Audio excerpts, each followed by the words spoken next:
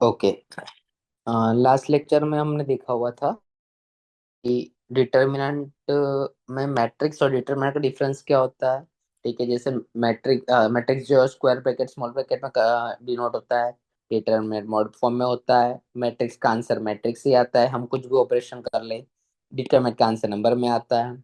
Matrix के बाहर अगर कोई नंबर है उसको अगर मल्टीप्लाई करा तो सारे नंबर्स को मल्टीप्लाई होगा।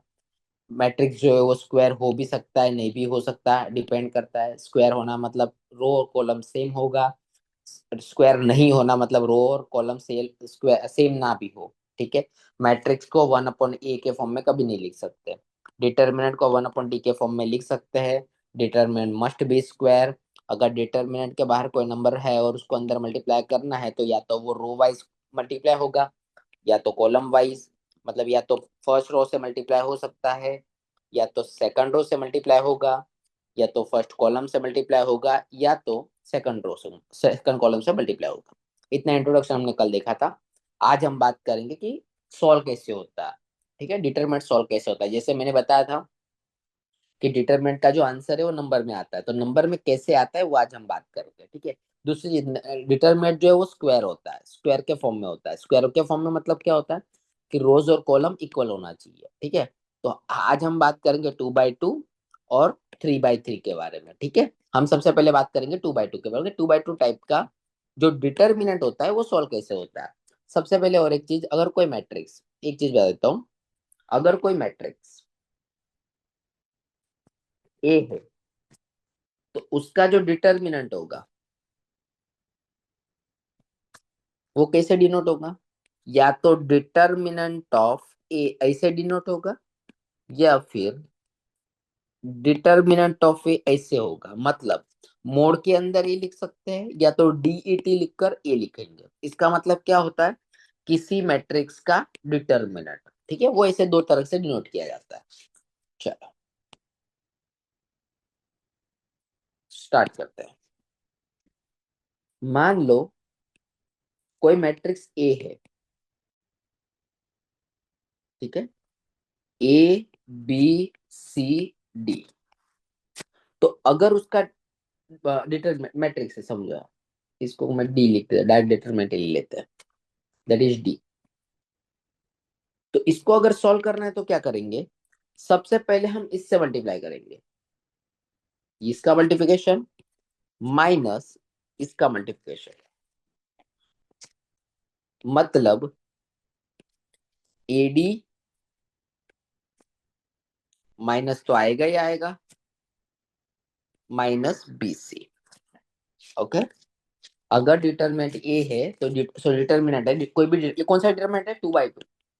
हम बात कर रहे हैं 2/2 वाले। 2/2 किस लिए, जिसमें दो रो है दो कॉलम है। तो 2/2 डिटरमिनेंट को सॉल्व कैसे किया जाता है, तो पहले जो एलिमेंट है उसका मल्टीप्लीकेशन माइनस इसका multiplication, that is AD minus BC. Right. For example, for example अगर हम मान लो कोई डिटरमिनेंट लेते हैं 5297, तो इसका मल्टीप्लाई क्या होगा, सॉरी इसका आंसर क्या आएगा, 5 का मल्टीप्लाई 7 के साथ, माइनस तो आएगा ही आएगा। ठीक है, फिर 2 का मल्टीप्लाई 9 के साथ। तो d इज इक्वल टू क्या होगा, 7 5 35 minus 2 9 18, so your final answer is 17। ठीक है, सबसे पहले मैंने इससे मल्टीप्लाई किया, माइनस ऑलवेज आएगा, फिर इससे मल्टीप्लाई किया। राइट। चलो आगे बढ़ते हैं। जैसे ये एक डिटरमिनेंट है, इसको सॉल्व करना है। कुछ नहीं, 2 का मल्टीप्लाई 2 के साथ, माइनस तो हर बार आएगा, फिर 4 का मल्टीप्लाई -1 के साथ, यानी 2 2 4, minus minus will be +4 which is 8। 2 2 4, minus minus +4 this is 8। ये 2/2 सॉल्व करने का तरीका है। ठीक है, चलो इसकी बात करते हैं। सिमिलरली इसको कैसे सॉल्व करेंगे, तो x का मल्टीप्लाई x के साथ, माइनस तो आएगा ही आएगा, x-1 का मल्टीप्लाई x+1 के साथ। तो x इंटू एक्स ये जो हो जाएगा x स्क्वायर, और माइनस ये क्या होगा, तो ये चीज हमें पता है a minus b a plus b, a minus b a plus b, so what we get a square minus b square, so finally we get x square minus minus plus 1.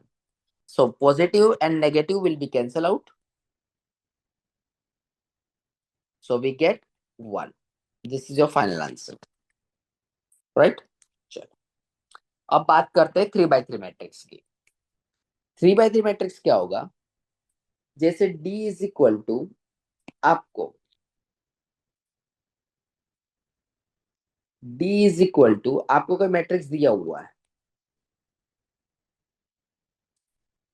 D is equal to A B C D E F X Y Z, ये कोई matrix आपको दिया हुआ है, ठीक है।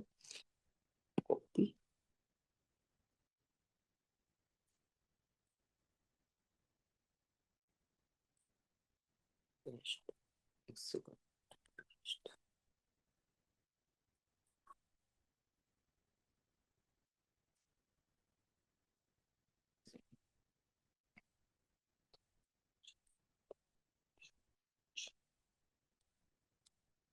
Paste, चलो okay, ये कोई मैट्रिक्स दिया हुआ है, तो इसको अगर सॉल्व करना है तो हम कैसे सॉल्व करेंगे, तो ये चीज आपको याद रखनी है।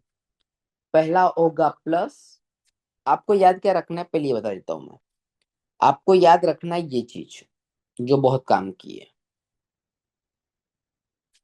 ठीक है। क्रॉस के जो एलिमेंट है उसको प्लस लेना है,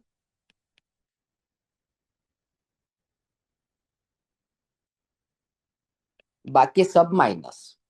तो ये जो है ये क्रॉस का एलिमेंट है, जैसे मतलब ये क्रॉस पे आ रहा है ना, ये क्रॉस पे आ रहा है, तो एलिमेंट प्लस आएगा, प्लस आएगा, ये भी प्लस आएगा, ये भी प्लस आएगा और ये भी प्लस आएगा, ठीक है। तो पहला एलिमेंट होगा प्लस, दूसरा एलिमेंट होगा माइनस और तीसरा एलिमेंट होगा प्लस। तो इसको अगर सॉल्व कैसे करेंगे, पहली बात को कोई भी डिटरमिनेंट सॉल्व करने की टोटल 6 मेथड है, ठीक है। पहली मेथड कौन सी है, R1 रो 1 वाली, फिर R2 वाली, फिर R3 वाली, ठीक है। फिर कॉलम 1, फिर कॉलम 2 एंड कॉलम 3, ये टोटल 6 मेथड है कोई भी डिटरमिनेंट को सॉल्व करने के लिए।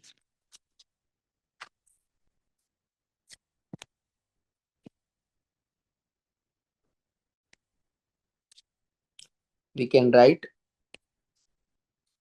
this is R1, this is R2, this is R3, this is column 1, this is column 2, this is column 3। 2 by 2 determinant solve करना बहुत इजी है, क्रॉस मल्टीप्लाई कर लो आंसर आ जाता है। 3 by 3 अच्छा, 2 by 2 डिटरमिनेंट सॉल्व करने के लिए एक ही मेथड है cross multiplication, but 3 by 3 determinant solve करने के लिए टोटल 6 मेथड है। कौन सी, रो 1 के रिस्पेक्ट में, रो 2 के रिस्पेक्ट में, रो 3 के रिस्पेक्ट में, या फिर कॉलम 1 के रिस्पेक्ट में, कॉलम 2 के रिस्पेक्ट में, कॉलम 3 के रिस्पेक्ट। ये टोटल 3 मेथड है 3 by 3 को सॉल्व करने के लिए, राइट। चलो, थैंक यू।